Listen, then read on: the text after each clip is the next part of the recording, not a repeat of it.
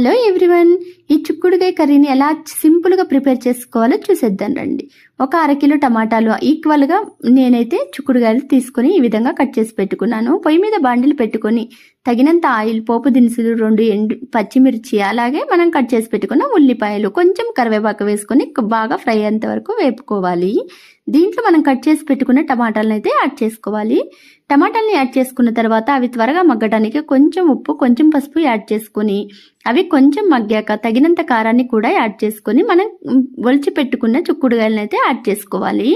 నేను దీనికి స్పెషల్ మసాలాను అయితే ధనియాలు, జీలకర్ర, అలాగే కొంచెం ఎండు కొబ్బరి, వెల్లుల్లి రెబ్బలు వేసుకొని అయితే మసాలాని ప్రిపేర్ చేసుకున్నాను. తగినంత వాటర్ వేసుకొని అది ఉడికాక ఈ విధంగా మసాలాని అయితే యాడ్ చేసుకొని కొంచెం సేపు ఈ మసాలా అంతా పట్టేంత వరకు ఉంచుకొని కొంచెం కొత్తిమీర చల్లుకోవటమే.